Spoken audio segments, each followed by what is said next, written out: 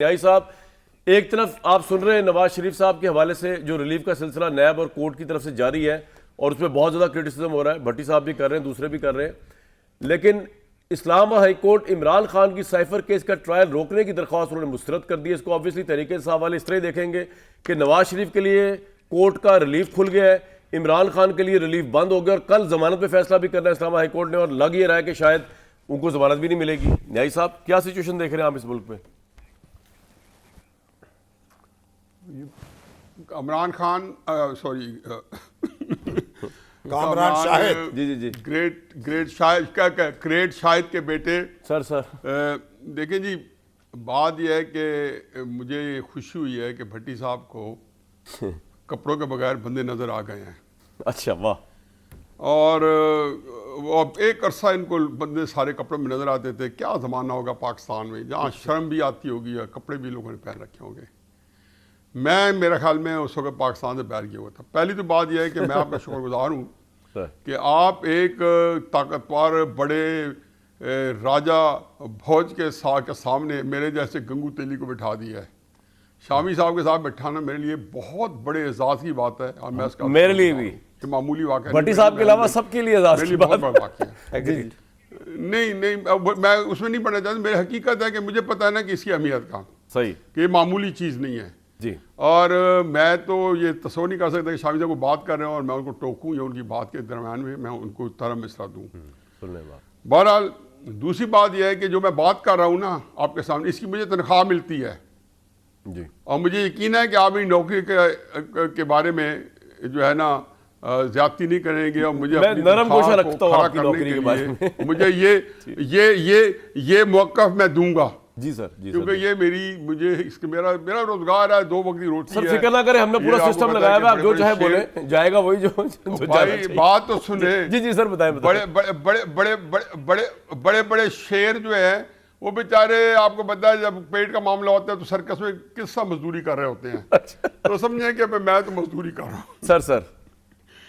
अब देखिए जी, मुझे बात यह है कि मैं 2 बातें असूली हैं। एक हमें मौलवी बताया करते थे, समझ तो आती थी लेकिन उसकी क्लियर समझ बड़े होके आई। वो कहते थे कि एक बंदा जो है वो आखिरत के बारे में जब बताते थे कि आखिरत हकी सच्ची चीज़ है, वो कहते थे एक बंदा 100 कत्ल करता है, उसे एक फांसी मिलती है, तो ये इंसाफ तो ना हुआ। ये एक बंदा बहुत बड़े आलिम दीन को एक जाहिल आदमी मार देता है, उसकी फांसी मिल जाती है, इंसाफ तो नहीं है। इंसाफ तो हो नहीं सकता पाकिस्तान के अंदर, ना किसी को पहले मिल सकता है ना मिल सकता है। दूसरी बात ध्यान में रखें, जिस मुल्क में जो सजा है वो भी मेरिट पे ना मिलती हो, उस मुल्क में जजा भी कभी मेरिट पे नहीं मिलती। सही, जिस मेरिट पे सजा मिलती है उसी मेरिट पे जजा मिलती है। ये रहनुमा असूल है।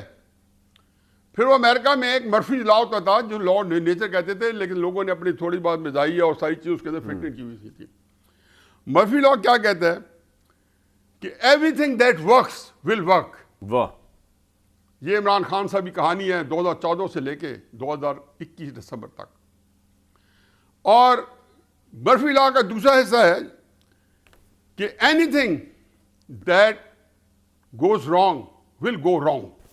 ये नवाज शरीफ साहब की कहानी है 2014 से लेके अच्छा। और 2018 के इलेक्शन तक बाद तक। अब ये चीज उलट गई है।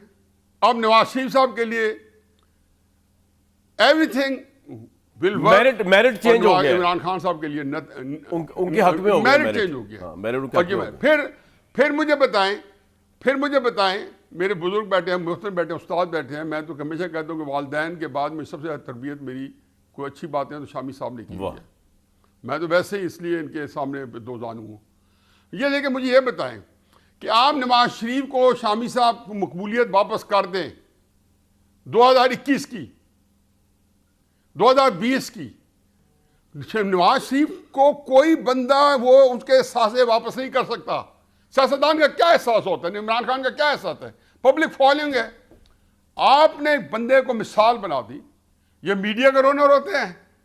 ये लोग सारे हमारे जो आज कर रहे हैं ये बातें, ये सो रहे थे 2014 में। जियो को बंद करा के 2 मस्खरों को आपने एक कंटेनर में चला दिया और वज़ीर आज़म वक्त का जो वज़ीर आज़म है वो अपनी बात नहीं कर सकता लाइव। वजीर तो उसके कुछ जाके वो बेचारे रिजाइन देते फिर रहे हैं कि परवेज रशीद ने ये बात क्यों कह दी और अल्लाह ताला गरीक रहमत करे मुशद्दुल्लाह खान ने ये बात क्यों कह दी कि अकबर नाम ले तो खुदा का इस जमाने में। ये हजूर बात यह कि पाकिस्तान जो है ये जिस डगर पे 70 साल से चल रहे, मैं तो 7वीं दफा ये मामला देख रहा हूँ, जजा को सजा में तब्दील होते और सजा को जजा में तब्दील करते हुए। भट्टी साहब वगैरह ये सारे आप लोग बच्चे हैं, शायद हो सकता है कि खैर आप तो तारीख के स्टूडेंट, बुनियादी तौर पे आप टीचर हैं सर। ये चीजें जो हैं ये हमारे सामने, हमारी हथेली के सामने पड़ी हैं। ठीक है, आपने एक बंदे को बर्बाद कर दिया, उसको एक गाली का निशान बना दिया, फिर ये नैब क्या चीज है जी। 2002 में सारे पाकिस्तान के लोग मुतफिक हैं कि जो नैब जो है वो पॉलिटिकल इंजीनियरिंग के लिए बनाई गई थी। ये नैब साहब मुझे एक बात बताएं कि क्या 2002 नवाज के शरीफ अंदर साहब का इमेज इससे थोड़ा सा इफेक्ट या मुतासिर हुआ है कि ये तासुर लग रहा है कि अब उनके हक में सब कुछ खुल गया है, सारी नौकरशाही उनके साथ है, सारे इदारे उनके साथ हैं, वो एक डील के जरिए ये डैमेजिंग डेंट पड़ा है सारी कामरान जी सर। कामरान उनकी सियासत को मैं ये बात कहता हूँ तो मुस्लिम लीग वाले समझते नहीं हैं और दायरे में समझा भी नहीं पाता। पाकिस्तान के अंदर मेरे नज़दीक बड़ा ज़बरदस्त कम्युनिकेशन प्रॉब्लम आया हुआ है कि मैं कम से कम मेरे हद तक कमाई की है क्या मैं अपनी बात नहीं समझा सकता। मैं कहता था कि नवाज शरीफ साहब जो है सियासत में आज भी रेलेवेंट नहीं है। अच्छा। सियासत में जिसमें पाकिस्तान की सियासत में दो चीज़ें रेलेवेंट है, एक एस्टेब्लिशमेंट है, मैंने ये नहीं कहा गैर मकबूल हैं, मतलब कि वो अंडर जो सियासत की जो हार्ड पॉलिटिक्स हो रही है, वैसे तो हर नवाज शरीफ साहब तो बहुत बड़े सियासतदान हैं, मैं बात जो बात कर रहा हूँ मैं समझ गया सर आपकी बात। वो नवाज शरीफ साहब ने उसमें नवाज शरीफ साहब ने एक काम किया है जो कि मेरा ख्याल है बहुत बड़ा काम था और मैं उस सिलसिले में मैं कन्विंस था कि वो काम इस तरह नहीं हो पाएगा। वो क्या था? उन्होंने यहाँ पे 22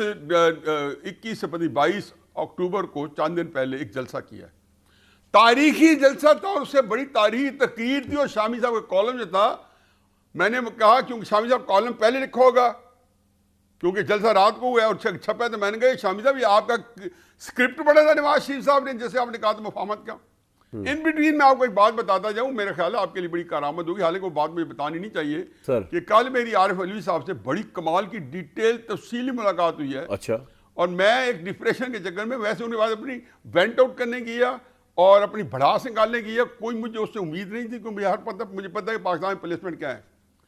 तो मुझे कल ये देख के तसल्ली हुई कि अलवी साहब जो हैं वो रखते सफर बांध के बैठे हैं कि किसी तरीके से नवाज शरीफ साहब से, जरदारी साहब से बनफीस मिले, अल्लाह करे ये काम हो जाए। नहीं सर, क्या आज के दिन अगर अलवी कोई साहब बंदा नहीं करता, रखते सफर बांध के बैठे हैं कि नवाज शरीफ साहब से मिलें और जरदारी साहब से?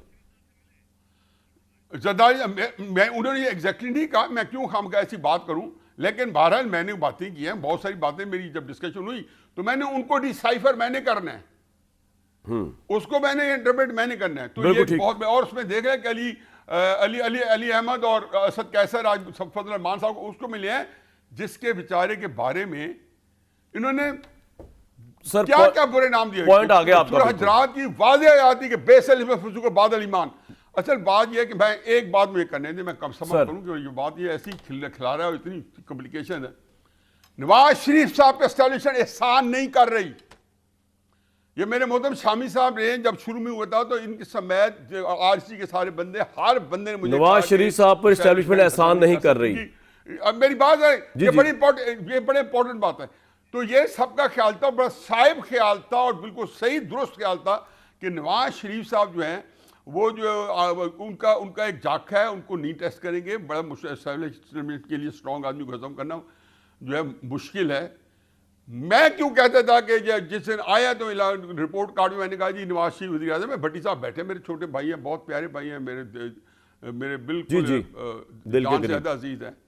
वहाँ सारे कह रहे थे और सारों का ही मौक़िफ़ था जो शामी साहब फरमाते थे और समझ में आती थी बात कि नहीं लाएंगे। मैंने कहा जी वज़ीर आज़म बनने के लिए आ रहे हैं और वजह क्या है कि देखिए आप मैं क्यों समझता था कि मैं देखता था कि अगर आप इमरान खान जैसे जायगेंटिक एक पाकिस्तान के सबसे बड़े लीडर जो सियासत गिरफ्त में लिए उसको जब जीरो करेंगे तो हजूर फिर आपके पास ये अयाशी खत्म हो जाती है कि आप शहबाज शरीफ का एक जो है रखें जी हमें वो भाता है या मैं समझ गया कि अब एस्टेब्लिशमेंट की भी मजबूरी है कि जब इमरान खान जीरो हो गए, साइबर फिर नवाज शरीफ भी है इमरान खान के, राइट।